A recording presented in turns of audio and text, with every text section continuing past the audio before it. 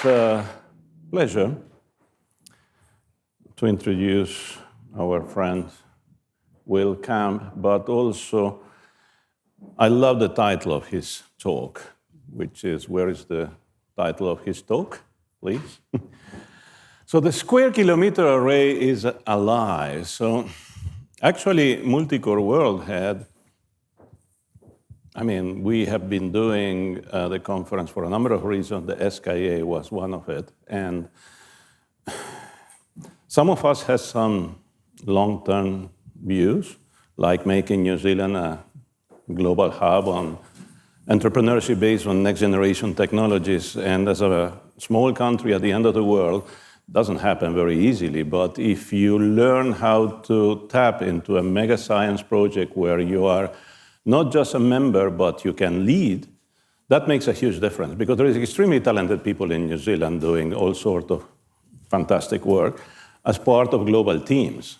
At some stage, we were able to lead specific work in the SKA.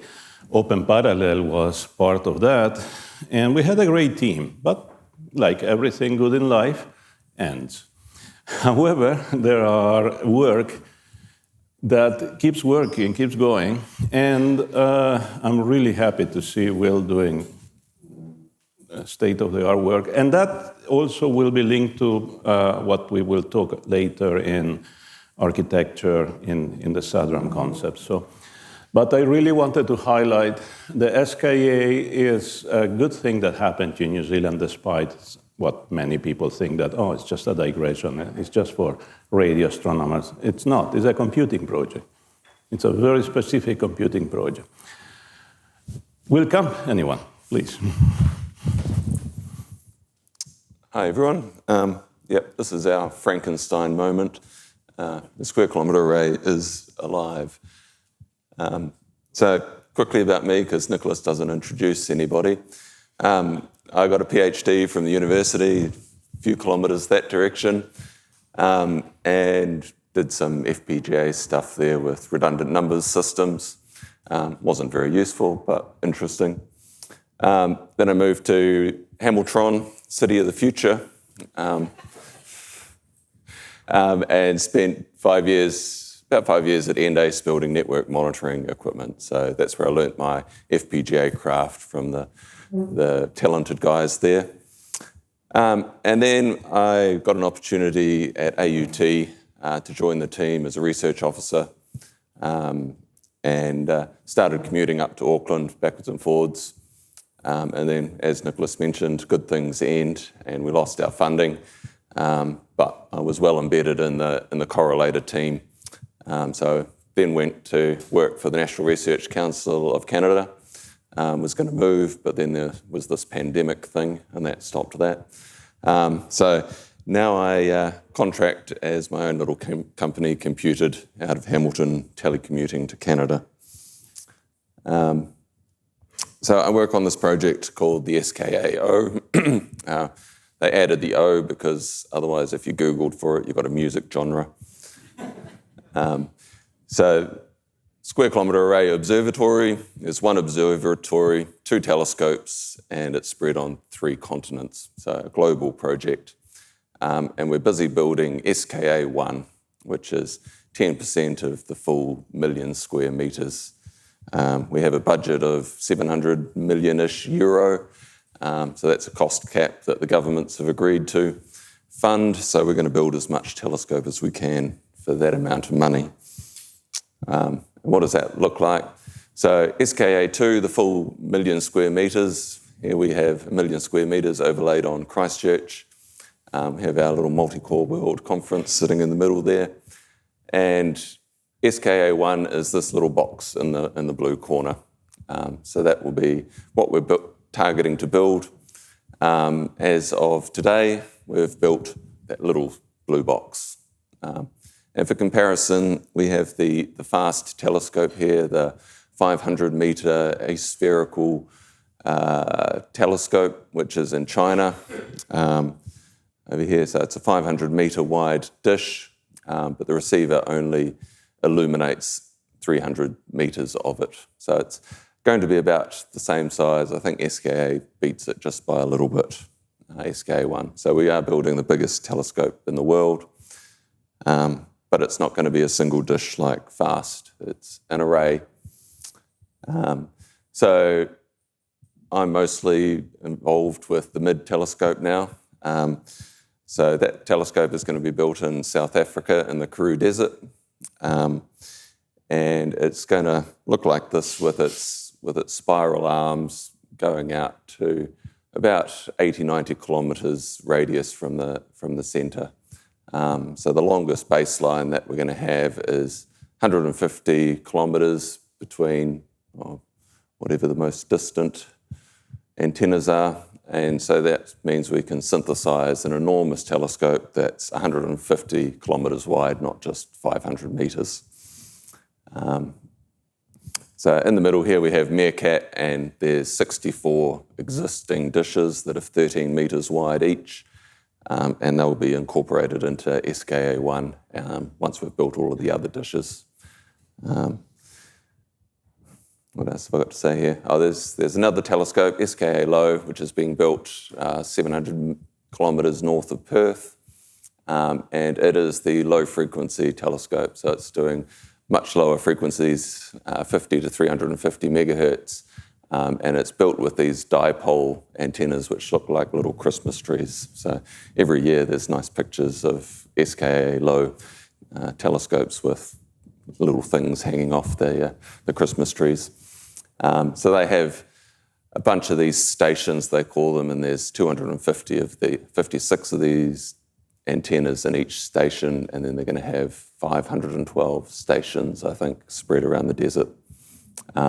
Mid telescope will be building these 15-metre dishes, and we have a much wider range of bandwidth, 350 megahertz to 15 gigahertz, which we break up into 5 different bands.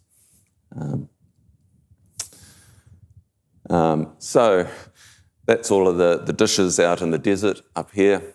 I work in the central signal processor, specifically the correlator and beamformer for MID. And we have these dishes out in the desert. We have 20 terabits per second coming across the network, each 100 gigabit Ethernet link coming into our machine. We chew on that, and we spit out 6 terabits per second. So kind of think of ourselves as the blast furnace of the SKA. Right, so there's multiple ways to build radio telescopes, and we've had several milestones over the last 24 months. So the first dish was installed in 2024, and it is the SKA MPI, so SKA Max Planck Institute dish, and often called just SCAMPy. And this image was the first image generated by this single dish telescope, and it looks at the universe by staring at a point in the sky and integrating the signal power that it sees. And so it does a sort of a raster scan across the sky as the Earth spins underneath it, and we can generate an image. So this is the galactic plane of the Milky Way that we're looking at, with the centre, the black hole sitting in here.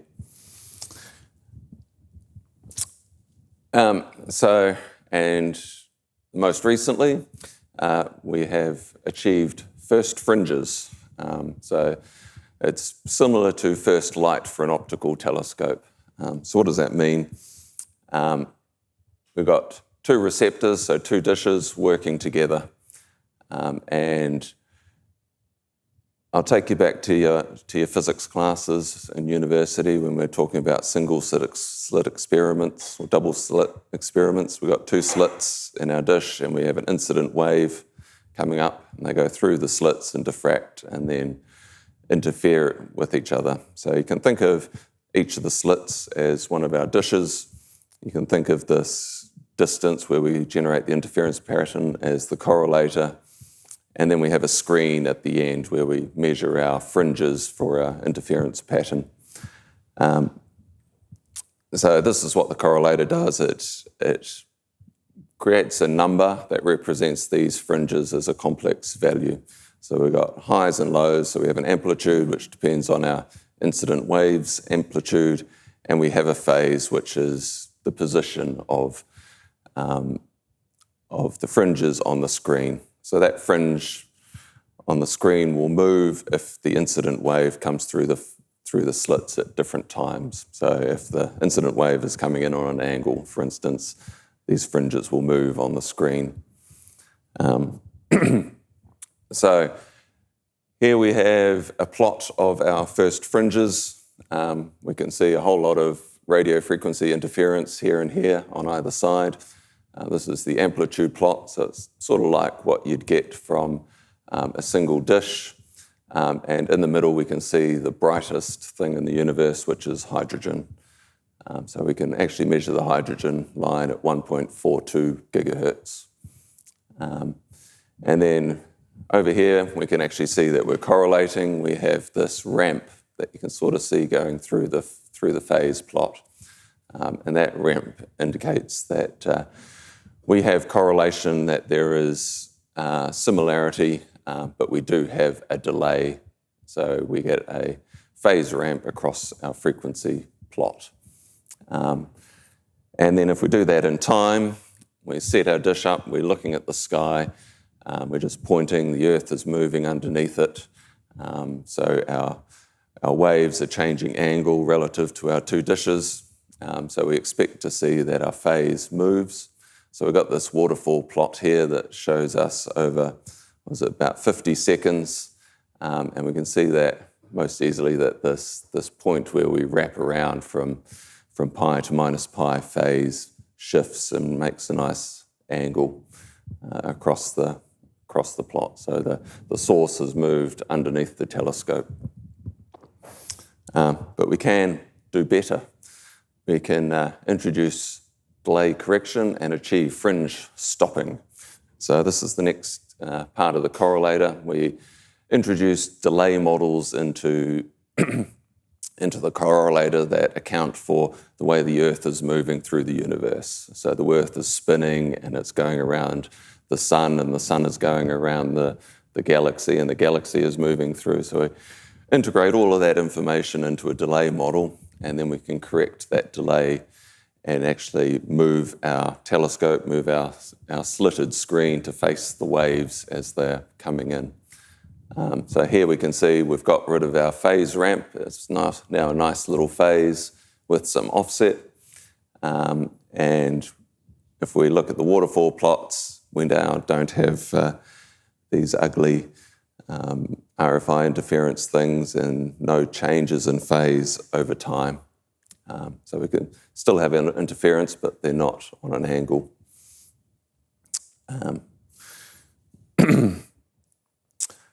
So this quote I stole from the press release about the first fringes from Dr. Betsy Adams, who's the mid-commissioning scientist. And she sort of just points out all of the things that the telescope had to do to get to this stage of first fringes. So the dishes can track across the sky, so we can move the dishes to face where we need to go. The receivers are cooled, so here's the receiver sitting here in the dish down to minus 250 degrees Celsius. So that's to try and get rid of a bunch of noise. We've got a synchronization and timing system, so our two dishes have to know exactly what the same time is so that they can sample and timestamp the signals so that we can correlate them digitally. So that's timed down to a billionth of a second, so a nanosecond, and that uses the White Rabbit system from CERN to achieve that. And here it says the correlator is correctly processing and aligning the data. So we're getting the signals in, we're breaking it into channels so that we get a single frequency going through our correlator in each step. And we're aligning that, applying our delay models, and then bringing all of those samples together at the same time to push through the correlator, which is just a multiply and accumulate. So we average our signals down, which is why we get to 6 terabits per second instead of 20. So It's a truly global project. I stole this infographic again from the SKA website, and you can see all of the contributing nations in these graphics. So there's Spain, China, Italy, Sweden, South Africa, Germany, the United Kingdom, France, Canada, and Australia all contributing, and Switzerland contributing to the MID telescope. So a truly global project. So the next thing that's happened most recently and has not actually had a press release is we have 3 receptors up and running. So things are starting to roll out quickly. So the 3rd receptor's been brought online. We now have 3 baselines. So a baseline is a pair of antennas, and with 3 antennas you can take this vector and this vector and add them together, and you should get this vector here. So we add up the phases, and those phases should sum to 0, which they do, which is very pleasing. So it's a great achievement, and everyone is very, very pleased. But as engineers, we're not surprised because we've been doing a hell of a lot of testing in the last year. So huge congratulations to the international team to actually get all of this stuff together and integrated and working. I looked at the Slack channel for announcements, and there's about 1,500 people on that Slack channel who have contributed to this effort. So the next stage, not quite yet, but hopefully in the next month or so, is adding a 4th receptor to our correlator. And LOE has achieved this. The LOE telescope achieved this mid last year. They did a 7-hour observation, and this is the image that they backed out of their data, and they detected an entire 85 galaxies in this 25 square degrees of image. So the moon's up there for scale. And this is just with 4 receptors, not the 512 that are planned. When they have the 512 in the same area, they're expecting to see 600,000 galaxies. So there's a huge amount of sensitivity to come, and it's going to be amazing. So hopefully MID will do this as well, but our field of view is a bit narrower. I think we're probably about 4 square degrees. So yeah, that'll be very exciting. I might be able to retire then. So the hardware that we've been using for the SKA so far has been this Talon DX board, which was developed by the Canadian National Research Council. It has a Stratix 10 FPGA hiding under this little heatsink here, or this huge one here for production. And it has a whole lot of networking on the input and output, and we get 2 of these boards into a 2U rack. So about 1U per correlator board. And at the moment we have 4 of these deployed, and we're expecting another 4 to be shipped to South Africa as soon as the export paperwork is complete. So that'll make the correlator capable of 8 receptors, and then it's up to the guys building dishes to catch up. So beyond 8 receptors, what we're working on now is a complete technology refresh. We're moving away from the Talon DX boards up to the new Agile X 7 FPGA from the Stratix 10, and we're using COTS hardware because the COTS guys have finally caught up, because AI says, we should put FPGAs in data centers now. So someone decided we should build some COTS correlators. So there's been, some drift in our deployment, several years, not all engineering drift, a lot of political drift as well. So it's taken a while to get to this stage, so now we have this opportunity to refresh the technology. So we've got these fantastic new cards with 400 gig Ethernet into them, HBM on the FPGA. So we're rebuilding everything, and now we fit 2 FPGA cards into a 1U box. So this all adds up to having better than twice the density of our correlator in terms of rack space and half the power. So it's a significant upgrade to what was originally planned back in 2018, I think.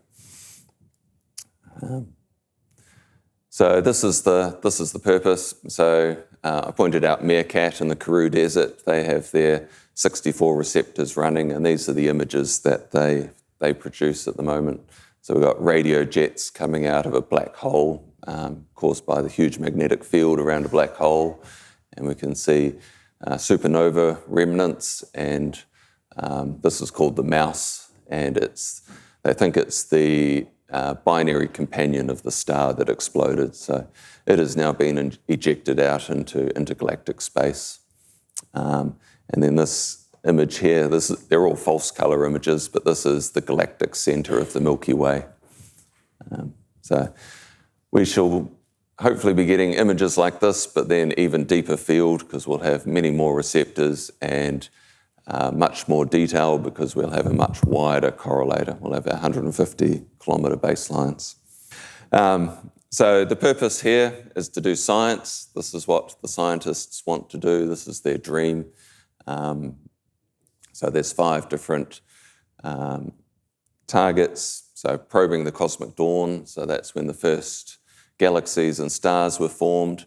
Challenging Einstein, so looking at relativity in the presence of black holes, so the extreme side of relativity. Cosmology and dark energy, so trying to work out where dark matter is and that sort of thing. And then there's also the interesting one of finding aliens. That's what gets the politicians excited and gets us money. But it's not only science, and Nicholas alluded to this before, it's about engineering and doing new things and pushing the boundaries. So I've just got a little example to share of some work that I did many years ago. So this is AXI over Ethernet. So it's a method of communicating with FPGAs over Ethernet and talking to their memory-mapped register bus. When we built this, we had a very tight window to reconfigure all of our FPGAs to change bands or correlation modes and all of those sorts of things. And we had to do it very fast. There's a lot of parameters to push into a correlator to get things right. So I developed this protocol, and the major benefit of it is that this AXI over Ethernet server that sits in the FPGA is very dumb and very simple, and all the complex protocol work gets done at the client. So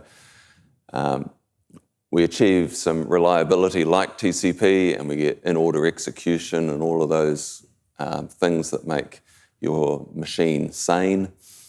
And unlike TCP, it's asymmetric. So the client does all of the work and the server just responds to messages that it gets.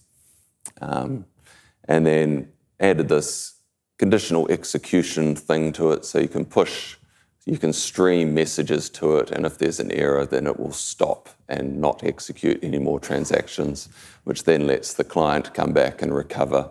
So if you've lost your packet somewhere, it can go back and recover what it needs to actually do. So there's a paper here that was written and delivered at FPT in 2017. And then I've got the specification for AXI over Ethernet you can find on GitLab.